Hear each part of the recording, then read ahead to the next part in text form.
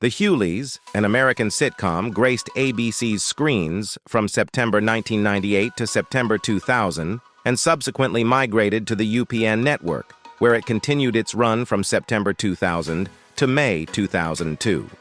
The show enjoyed a successful four-season stint, delivering a total of 89 remarkable episodes. Comedian D.L. Hughley, one of the show's creators, took the spotlight as the main character, alongside Elsie Neal, who portrayed his hard-working wife. Fast forward many years, and family sitcoms like The HUGHLEYS still stand as timeless classics. This comedic and family-oriented TV show boasted a diverse cast, and in this video, we'll highlight some of the cast members who have since passed away. Join us on our channel for insightful videos. Remember to show your support by liking, commenting, and subscribing for more engaging content. Frances Bay. Frances Bay was a member of the cast in the sitcom The HUGHLEYS, featuring in 9 episodes as Mrs. Fitch between 1998 and 2000. Frances Bay, a versatile character actress who, in her later years, became a fixture on television, playing roles ranging from Arthur Fonzarelli's grandmother on Happy Days to a woman entangled in a comedic dispute with Jerry Seinfeld over a loaf of marble rye, passed away on September 15, 2011, in Los Angeles. She was 92. Born Frances Goffman on January 23, 1919, in Manville, Alberta, she initially pursued a career as a radio actress, but took an extended break after marrying and having a son who tragically died in his 20s. Upon her return to acting, she made her film debut in the Goldie Hawn-Chevy Chase movie Foul Play, 1978, and found success portraying the character she became famous for, an often whimsical, predominantly sweet elderly woman. With over 158 performances credited to her on the Internet Movie Database, Ms. Bay's career spanned television and movies, maintaining a consistent portrayal of the character she had refined over 4 decades. Although not a household name, her presence was widespread. She played the grandmother to Adam Sandler's character in the film Happy Gilmore and appeared in the concluding episodes of Who's the Boss?, Seinfeld, and Happy Days. Her extensive resume included appearances on ER, Matlock, The X-Files, and numerous other primetime shows. Additionally, she featured in 3 films directed by David Lynch: Blue Velvet, Wild at Heart, and Twin Peaks: Fire Walk with Me. Ms. Bay also graced the stage with various off-Broadway roles and made an appearance in a Jimmy Fallon music video titled Idiot Boyfriend. Recognized at various film festivals, she received a Gemini Award in 1997, the Canadian equivalent of the Emmy, for her contributions to the television series The Road to Avonlea. In 2008, she was honored with a star on Canada's Walk of Fame in Toronto. Despite facing adversity, such as losing part of her right leg due to a car accident in November 2002, the same year her husband Charles passed away, she demonstrated resilience by returning to acting and even had a recurring role on the sitcom The Middle as recently as this year. Sherman Hemsley. Hemsley made an appearance in the sitcom The HUGHLEYS as Mr. Williams. He passed away in 2012 due to cancer at the age of 74, according to information from a medical examiner as reported by CBS. In the 11 years following his death, advancements in lung cancer treatments have emerged, offering improved prospects for those diagnosed with the disease. Renowned for his role as the quick-witted businessman George Jefferson in the popular 1970s sitcom The Jeffersons, actor Sherman Hemsley had a long-standing career on television, often taking on comedic characters. What may be less known is his battle with lung cancer, which persisted until 2012.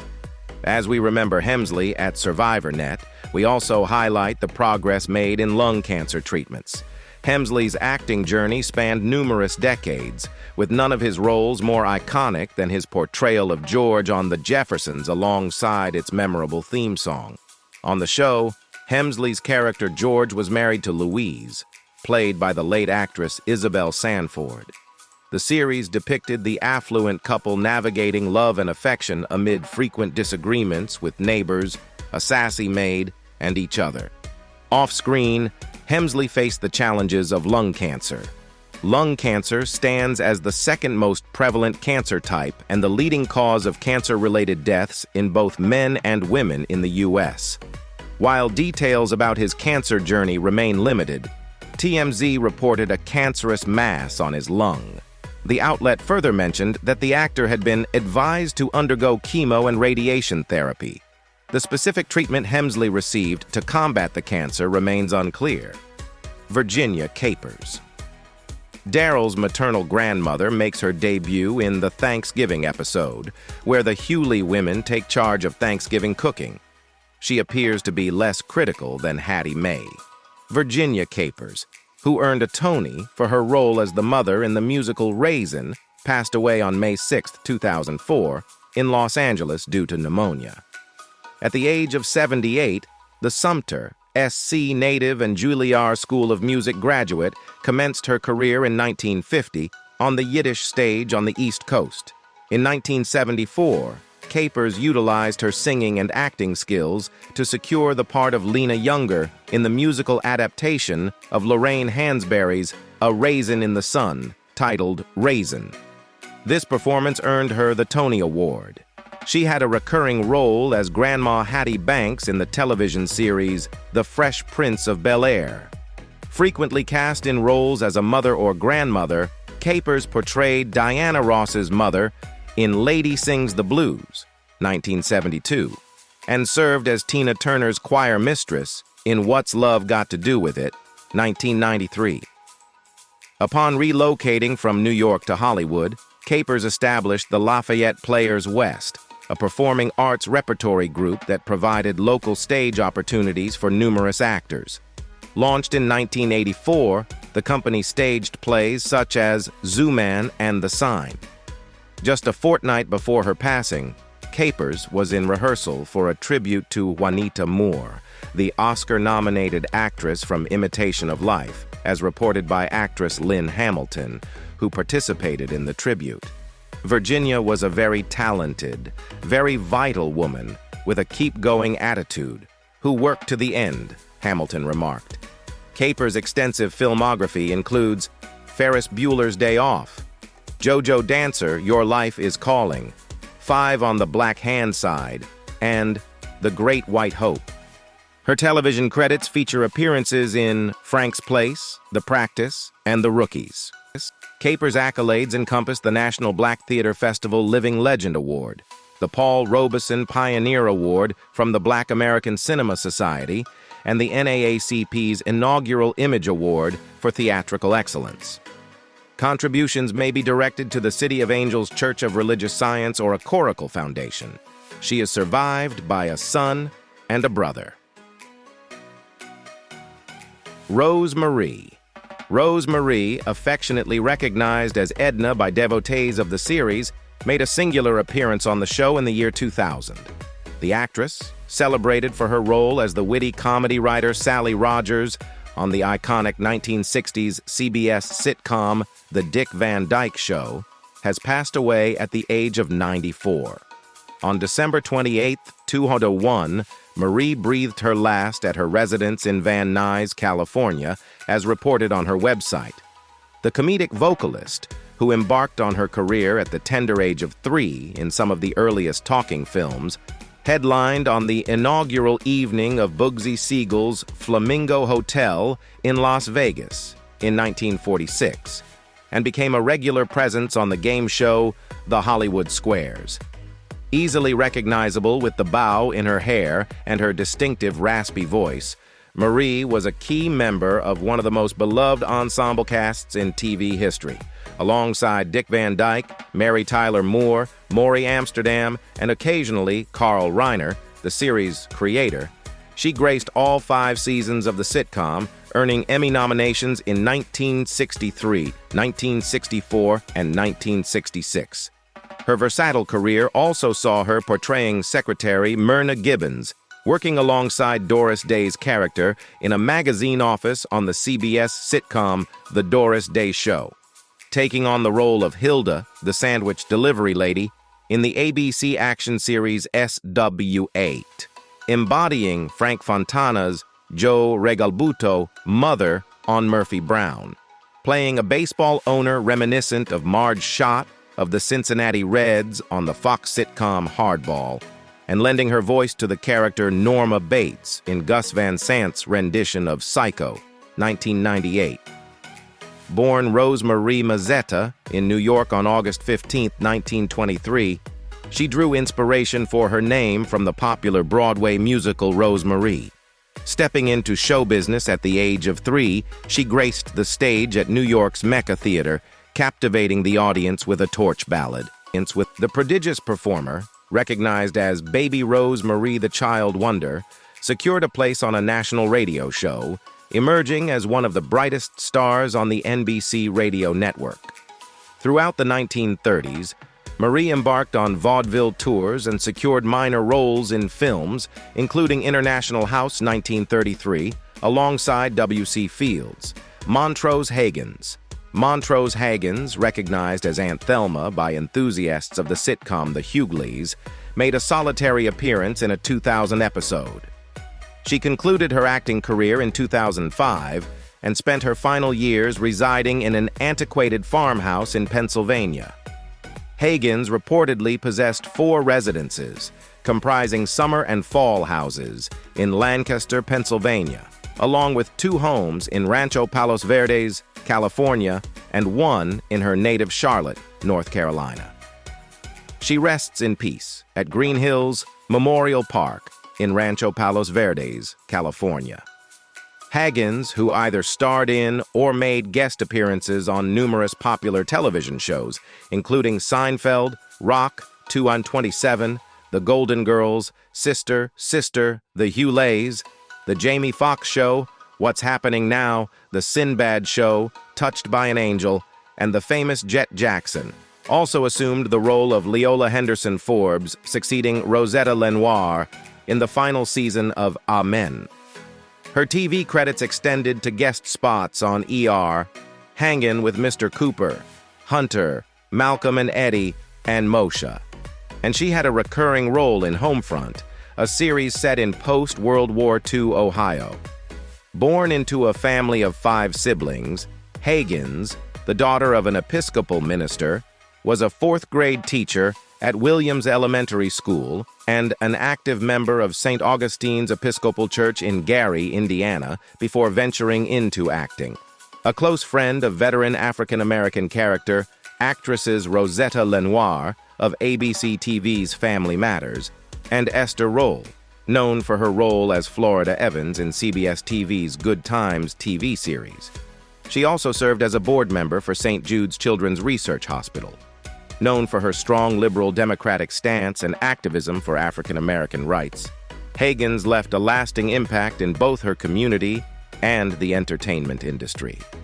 Pat Marita. Devotees of the standout sitcom recognized Marita in the role of Mr. Park, where he made appearances in 3 episodes back in 2000. Actor Pat Marita, renowned for his portrayal of the sagacious Mr. Miyagi in The Karate Kid, has passed away at the age of 73. Reports surrounding the cause of death were conflicting. Ali Marita, his daughter, conveyed that he succumbed to heart failure on November 24, 2005, at a Las Vegas hospital. In contrast, his longtime manager, Arnold Soloway, stated that Marita passed away due to kidney failure while awaiting a transplant. Evelyn, his wife of 12 years, expressed in a statement that her husband, who initially gained fame for his role as the cantankerous Arnold on Happy Days, had devoted his entire life to acting and comedy. His iconic role in the 1984 film became synonymous with his career. As Keisuke Miyagi, the mentor to Ralph Macchio's Daniel-san, Marita imparted karate wisdom while employing unconventional methods, such as catching flies with chopsticks and offering advice like wax on, wax off to enhance Daniel's karate hand movements during chores.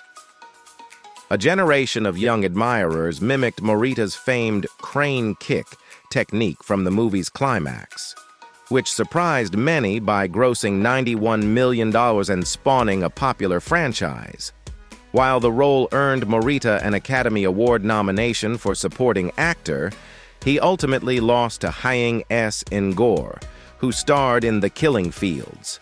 In a 1986 interview with the Associated Press, Marita disclosed that he was billed as Noriyuki, Pat Marita in the film at the behest of producer Jerry Weintraub, who wanted a more ethnic sound.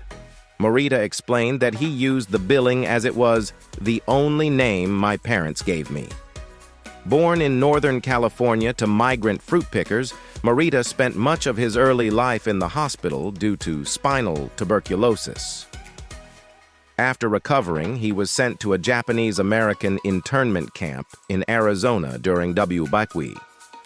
Post-war, Marita's family attempted financial recovery by operating a restaurant in Sacramento. It was there that Marita first tested his comedic skills on patrons. Despite the challenges faced by a Japanese-American stand-up comic, Marita found consistent work in computers at Aerojet General. However, at the age of 30, he transitioned to show business full-time. Marita is survived by his wife and 3 daughters from a previous marriage. Johnny L. Cochran Jr. Johnny L. Cochran Jr. made appearances on the show portraying himself in 2 episodes from 1999 to 2000. In December 2003, Cochran received a diagnosis of a brain tumor. In April 2004, he underwent surgical intervention, prompting him to distance himself from the media. Shortly afterward, he informed the New York Post that he was in good health and feeling well. He eventually succumbed to the brain tumor on March 29, 2005, at his residence in Los Angeles. Cochran, born in 1937 in Shreveport, Louisiana, hailed from a family where his father, Johnny Cochran Sr., October 20, 1916, April 29, 2018, worked as an insurance salesman, and his mother was engaged in selling Avon products. The family moved to the West Coast during the second wave of the Great Migration, settling in Los Angeles in 1949. Cochran attended local schools and graduated as the valedictorian from Los Angeles High School in 1955. He attained a Bachelor of Arts degree in Business Economics from the University of California, Los Angeles in 1959, and later, in 1962, a Juris Doctor from Loyola Law School. Cochran was a member of Kappa Alpha Psi fraternity, gaining initiation through the Upsilon chapter and receiving the fraternity's 45th Laurel Wreath Laureate. Cochran also served as legal counsel for Michael Jackson during accusations of child molestation in 1993. However, the case was resolved out of court between Jackson and the accuser. When Jackson faced additional criminal charges of molestation in 2004, his family sought guidance from Cochran, who recommended defense attorney Thomas Mesereau. Before we say our goodbyes, we want to express our gratitude today for your incredible support. Your comments, likes, and shares mean the world to us, and they motivate us to keep bringing you engaging and entertaining content. If you have any suggestions for future videos or topics you'd like us to explore, drop them in the comments below. We love hearing from you and tailoring our content to your interests. As we wrap up today's video, remember to stay tuned for more exciting content coming your way. Whether it's revisiting classic TV shows or delving into the latest trends, we're here to keep you entertained.